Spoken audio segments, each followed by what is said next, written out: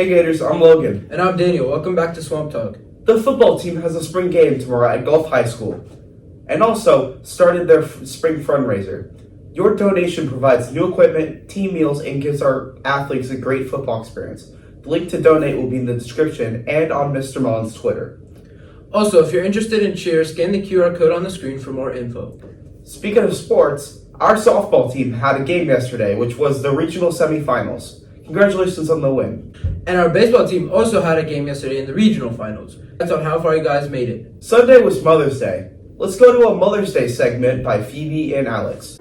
I think the thing I love most about my mom, she's very chill.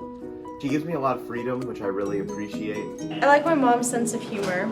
Her cooking.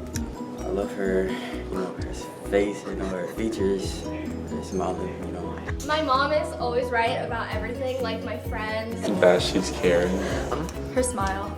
You see, my mom is very overprotective of me. I love that. She buys me clothes, she puts clothes on my back, she puts food on my table. How she takes care of me. My mom is the most caring person in the world. Like, you can ask her for anything and she'll get it for you, and it's just amazing. I'm gonna make her a charcuterie board. I'm gonna lay out all those fancy dishes, and I'm gonna give her a big hug because I love her so much. Is a huge scented candle fanatic. So I'm going to Bath and Body Works. I'm gonna go get a bunch of candles and bring them to her. Flowers and a card, probably. I'm getting her pajamas because she needs them. I'm gonna get her a card, send her a necklace. It was in North Carolina.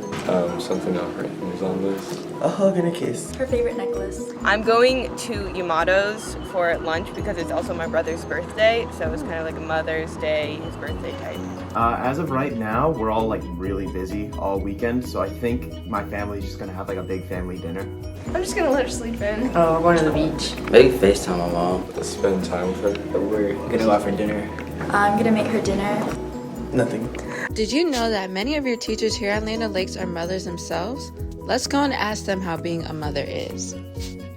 My favorite part of being a mother is going home every day and seeing my girl be so excited and her face light up to see me, or first thing in the morning she's really excited to see me too. I think it's the relationships that I've established with my children. We're really, really close and we talk all the time. My favorite part is having my son, because being a mother is such a gracious gift, and I love him dearly, and he's changed our world for the better. My favorite part of being a mother is spending time with my boys and watching them turn into amazing young men and seeing them grow and discover new things in life. Getting to be outside and be together and not have to worry about anything else. Being a mother is a gift. Unique. Loving. Fulfilling. I would like to spend Mother's Day with my girl and her dad, but not having to do any housework, no laundry, no meal prepping, just getting to be outside and be together and not have to worry about anything else. My Mother's Day, most of all, I just love to spend it with my husband and my son. That's our favorite part to do. Maybe a little dinner, but most of all, just being with them. Sleeping. Probably alone, binge watching something on Netflix, or reading a really good book. Thanks, guys. Hey, Logan, are you looking to get a job this summer? I actually am. I'm a little nervous though about the process. Well, Nick and Ben put together a special segment about jobs that you might just find helpful. What's up, Gator Nation? As we all know, summer's right around the corner. And today, we're going to teach you how to get a job Gator style.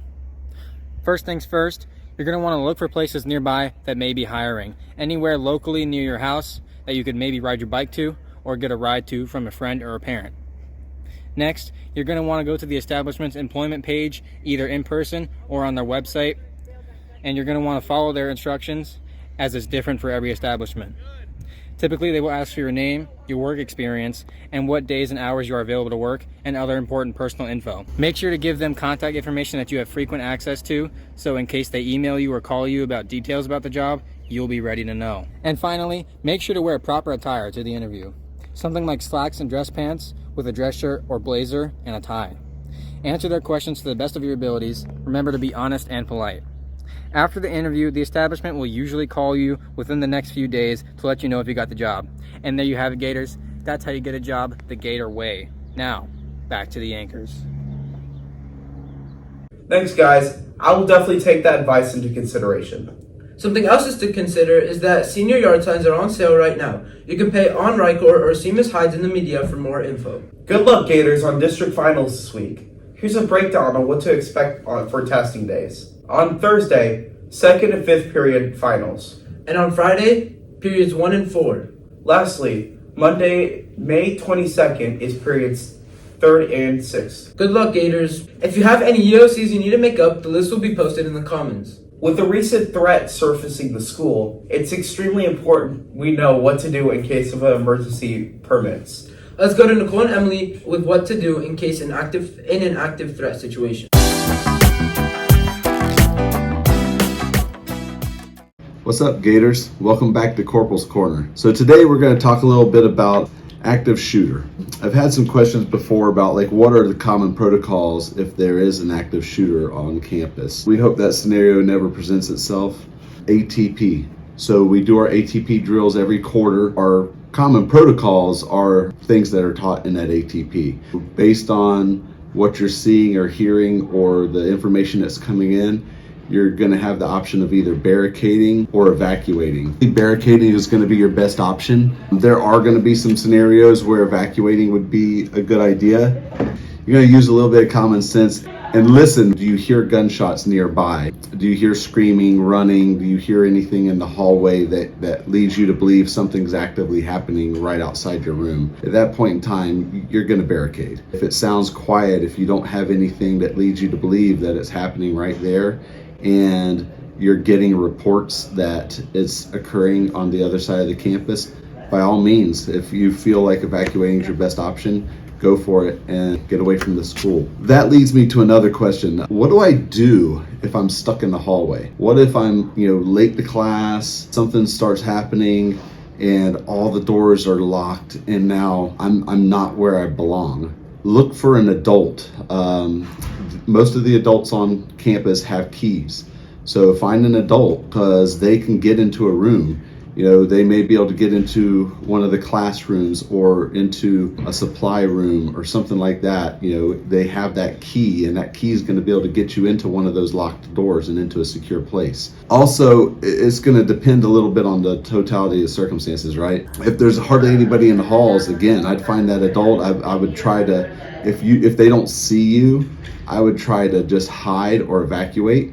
Same thing you would do in a normal ATP situation. If it's a massive crowd situation, unfortunately that's a bad scenario. I would say just do the best you can. You don't want to panic because you could get stampeded, you could get knocked over. I would say try to find somewhere to get as quick as possible. It could be a restroom. Hide in a stall, stand on the toilet, close the door. That's really the best you could do. So I would say just find a place to hide. Find a place to hide or run. Yeah, if you're stuck in the hallway, it's a bad situation, but that's really the options I have for you. And again, just report anything. If you see anything or hear anything and you believe that something looks suspicious or you're fearful that something could happen, let somebody know so that we can maybe prevent it in the first place. I really appreciate your time. Thanks for educating us on that. With all the things going on in the world right now, Harrison has it all summed up. Let's go to that. Hey Gators, I'm Harrison. Welcome back to News Around the World. To start, a wave of deadly floods occurred in the Democratic Republic of Congo last week. The floods have destroyed much of the land where people live in the country, and the running death count has climbed to over 400 people as of Thursday. In other news, Florida Governor Ron DeSantis recently passed new legislation affect what content can and cannot be shown in school textbooks. These laws were passed in order to help minimize the inclusion of, quote, controversial topics, such as socialism and kneeling during the Pledge of Allegiance. This has resulted in 101 new textbooks being pitched to the state school board in the past year, 82 of which were denied for including such topics in a positive light. On a lighter note, the World Health Organization has officially announced as of last Friday that COVID-19 is no longer a world health pandemic. This announcement comes 3 years after COVID first became a massive problem in March of 2020. The World Health Organization now recommends that all countries begin procedures to manage the coronavirus alongside other infectious diseases, such as the flu, and to, quote, stay vigilant as the disease is still changing and adapting. That's all for today, Gators. Now back to the anchors. Thanks, Harrison. Did you know that this month is Military Appreciation Month? Well, Abby and Phoebe put something together to give a special thanks to those who served. This month is Military Appreciation Month. We interviewed 2 teachers, one who's active duty and one who is a retired veteran. Let's go to that. Ms. Sardina, I'm part of the Army National Guard. I'm currently working as an officer candidate, so I'm actually still in training, and I am not quite sure what branch I am going to take specifically. I would say the biggest challenge is the mental and physical aspect of it. It is very demanding, the program that I'm in, so it's a lot of lack of sleep, a lot of things that I did not think my body was capable of doing, so pushing yourself through that and finding the way to work as a team with strangers. It's rewarding because it does teach you a lot about yourself and teach you how able you really are. But it is very challenging because it is beyond the scope of what you expect you're able to do. Okay, hi, I'm Dr. Florence. I'm the physics teacher. I think the biggest challenge when you first go in, you've been living with your family for 17, 18, 19 years, and it's a hard adjustment time because you're going to go away and you probably won't see them for months or even years. I was in for 25 years later on in your career. When you're married and you have a family and you have kids, you run into the same problem where the Army's going to send you away from your family, and it's hard to be away from those people that you really love. So if you're going to go into the military, I think one of the things you need to do is, first of all, get yourself physically prepared. They're going to get you in shape one way or the other. It's a lot easier if you are already in shape and then they don't have to do as much work on you. The other thing I would say is don't believe the hype. Don't make it something that, build it up in your mind as something that's super difficult or it's impossible, because it isn't.